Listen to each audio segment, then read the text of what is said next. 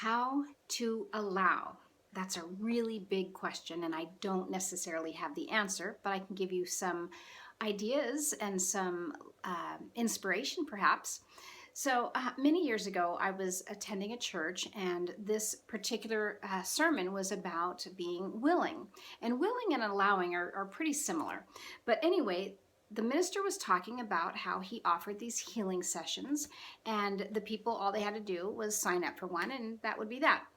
But at the beginning of each of his healing sessions, he would ask the person, "Are you ready to be healed?" Now, in his sermon, he shares the story about how this man resisted answering that question. "Well, my wife made an appointment for me, and I really thought it would be a very good idea, and so I'm here." And the minister asked him again, "Right. And are you willing to be healed?" And then the man answered, "Well, I made the appointment. I mean, even though, I, wasn't sure, and now I'm sure, and I'm here, and, so let's go ahead and go on with it."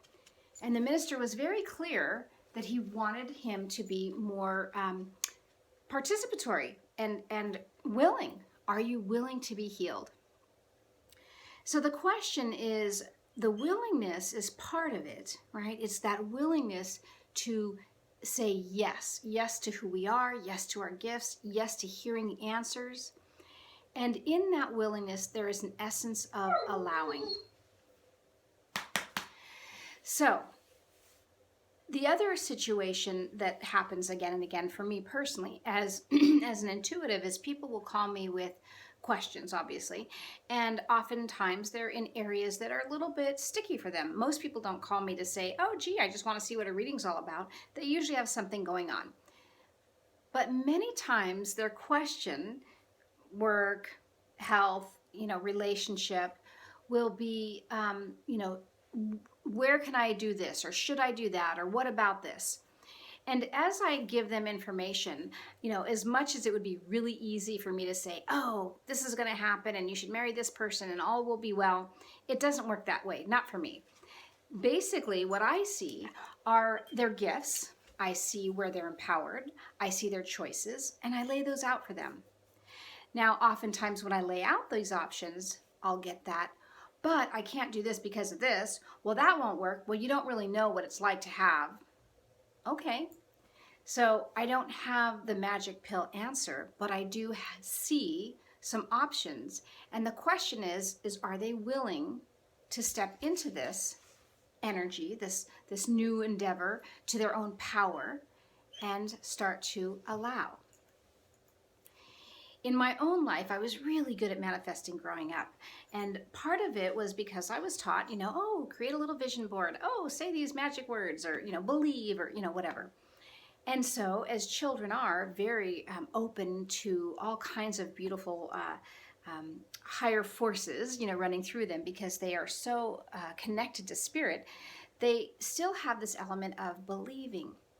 And so, in addition to the vision board, I had this element of believing. And it wasn't even a believing, it was a knowing.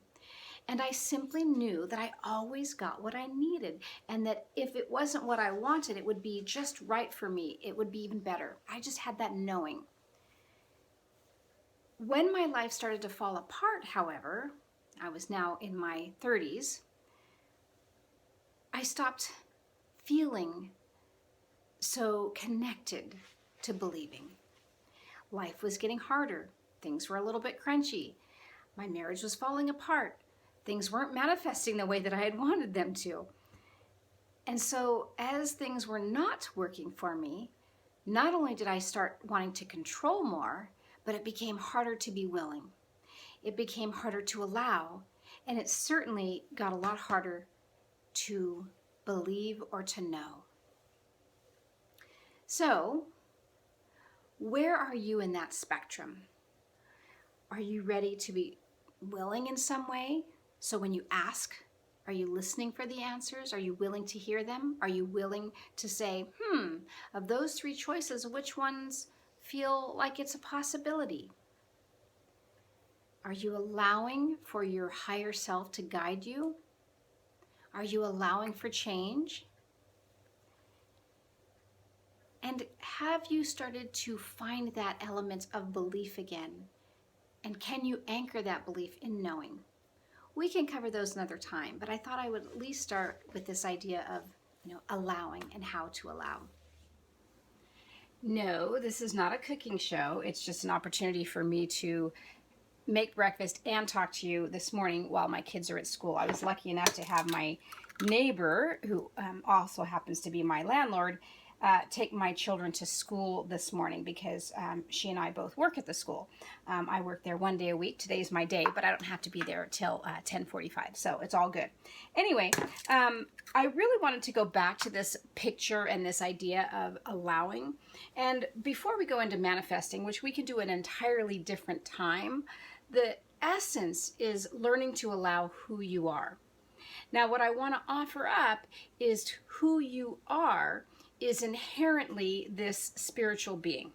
Now, the first place to allow is in your home. And one of the things that I find in, my sessions with people is they may say, well, my husband doesn't really believe in that stuff. What stuff? I'm not talking about a metaphysical religion. I'm talking about you really being able to be who you are. And if you feel like your relationship won't allow that, that's something to really look at. When I first started dating my husband, it was really important to me because I had been in relationship after relationship with people who I kind of hid who I was because I wanted them to like me. Then again, I was only in my teens nonetheless. But I really wanted this to be different. I wanted him to be able to see me and know me and experience me. It was scary, obviously, because I wasn't coming from a normal background. I was coming from this metaphysical background. And so sharing me meant sharing my beliefs and who I was. So as we started to date, he said, yeah, that's kind of weird. And it's okay. So it wasn't about me trying to educate him into the laws of the universe or anything like that. It was simply a foundation of, this is who I am. It's as if we want to take religion into it, it's as if you were, Christian and you started to date somebody who was a non-Christian, but you wanted to pretend like you were a non-Christian until you got to know him better and then, divulge, oh, by the way, I'm Christian. We don't usually do that because in our society, Christianity is well accepted. If, on the other hand, if your metaphysical beliefs feel like they're somehow tied into who you are, then it can feel a little sticky. It can feel like I'm somehow needing to keep that part of me under wraps. Therefore, I need to keep me under wraps. So speaking of teaching at my children's school, one day a week I teach handwork to the children. And basically I teach, at this point, knitting. And that's to grades 5. We learn how to make socks. And I teach sewing. And 7th grade learns how to make dolls. And I also teach cross stitch, and that's to 4th graders. I am not saying to my 4th, 5th, and 7th graders, oh, Miss Veronica is a mystic, and I do these things called readings, because it's really not necessary or even appropriate. However, over the years of being in this school, which these are children 3 and 4 for me at this school, the community, the people there have gotten to know me as who I am and what I do, right? And even as a faculty member, when I do go to meetings, I am always being me and including allowing my intuitive insights to come through. And I'll even be clear about, oh, well, I'm just picking this up. I don't really know this person or this situation, but this is what I'm getting. And the school, as awkward as it may have been at first, really has come to value that aspect of me. So what I invite from you is to perhaps take a look at where you get to express being you. And I really encourage that you really take a look at, can you be you in your own home and in your most important relationships?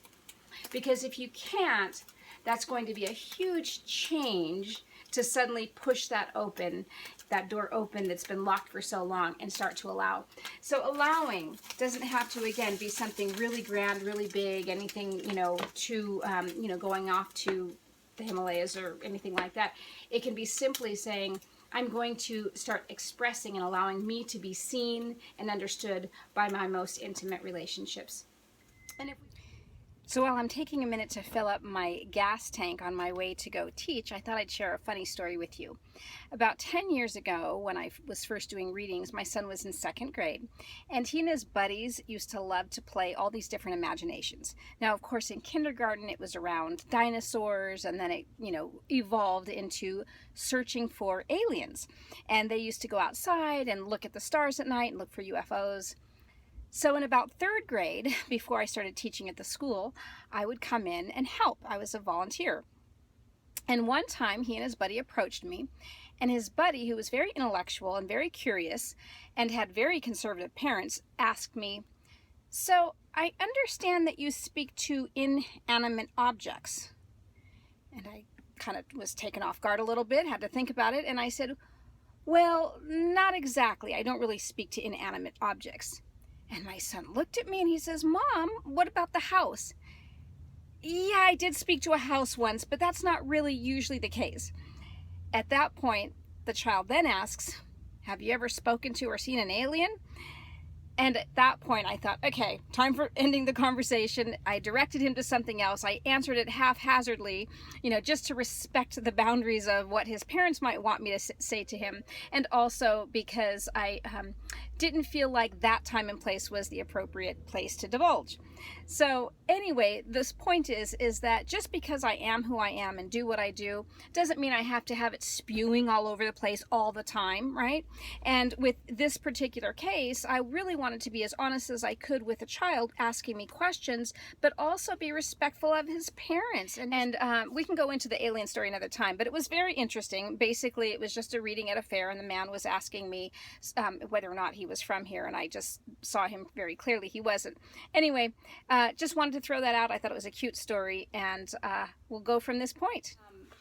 My husband's been working out of town for the past couple of weeks, so I'm pretty much on my own this week. My oldest son, he is 18, but we don't have the extra funds for him to have his own car and drive, so he is not a driver. So my job is to help him get around, and he goes to school an hour from our house. I had to start by doing my share of carpool. So we rotate, and I drive 2 mornings a week down there and back. So that was how my day started, 6:30 this morning. And then after that, I got to my office. I had an appointment, did a reading. And then after that, we are dog sitting. So my son is dog sitting, but of course he wasn't out of school yet. So the girls and I went over and sat with the dog and took care of that for a couple of hours. And then took them back down to go swimming. And then my son, meanwhile, had basketball. And so he was going to meet me halfway after basketball. His friend was bringing him up. I was going to pick up my girls, who were going to swim for an hour, and then go pick him up. Are you tired yet? I'm tired. So, meet my boy, run up the hill, go back to the house where we're house sitting because it's closer than our house because we're even farther out.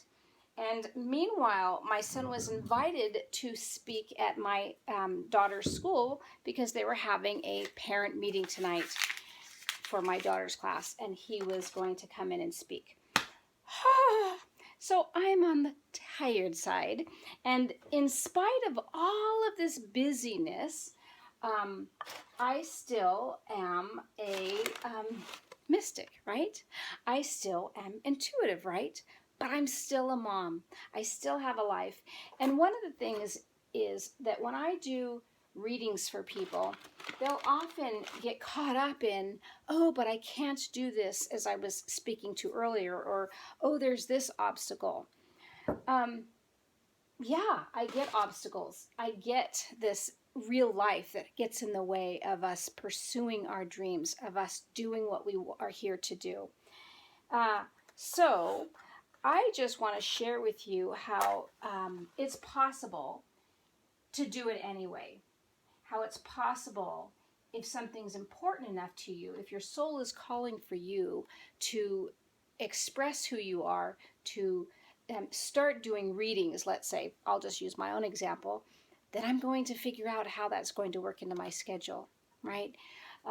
If it's utilizing your talents, and mine happens to be knitting and teaching children, I've been working with children for many years, then I can use that talent to help support my family as I am also doing my real work. So it doesn't have to be all or nothing.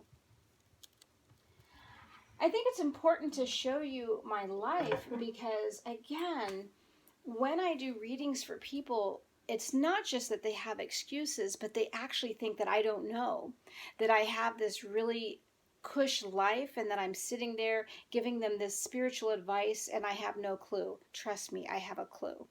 So, 3 kids still at home, 1 in college. She's off swimming in another state right now. She's doing a meet this weekend. And none of them drive. 1 goes to school an hour away. The other 2 go to school, 15, 20 minutes down the hill. No heat, besides this wood stove in our house. Thankfully, before my husband left town, he loaded up our wood, except for I've used half of it. It's not even cold yet because I'm starting a fire first thing in the morning and then again in the evening. And then a dog. I take my dog with me, and I am dog sitting in the meantime. It's not really me dog sitting. It's my son dog sitting, but he can't get around, so we're just filling in. And trust me, I'll pay his sisters some of his portion. Anyway, wanted to share that with you. Food for thought before you go to bed or before I go to bed. I don't know what you're doing, but I'm going to bed soon. Getting the house a little bit warm, and I'm going to bed. All right. So the question I have for you is, how much are you allowing? How willing are you really? So it doesn't matter how many vision boards you have or how many affirmations you say. It's really time to take an honest look. And if you are willing and if you are allowing, is that knowing and believing coming forth in any way? Is it like starting to open up in you where you're going, yeah, I think this is possible? But more importantly, is there a resistance that you're not aware of? And perhaps that resistance is, I'm too busy, or I don't have enough money, or all my kids are needing this and that from me, and so I'm going to wait till they move out of the house. You can do all that. In fact, there's nothing in our little lives that say we have to do anything at all here on planet Earth. We don't have to contribute. We don't have to be happy. We don't have to feel any kind of karmic debt. I don't really believe in karmic debts. You might, and that's okay. I actually don't even believe in purpose in a sense. It's kind of an odd thing. I do believe that, yes, we have an intention when we are born, and we bring that through many times, but we don't have to fulfill it. And ironically, sometimes it'll start to try to fulfill it through us, even when we're resisting. But the question is, what is it that you really want? And are you allowing that part of you that knows what you want to come through you, to align with who you are, bring your gifts forward? Or are you waiting for the right time, the right relationship, the right amount of money? Questions you can ponder.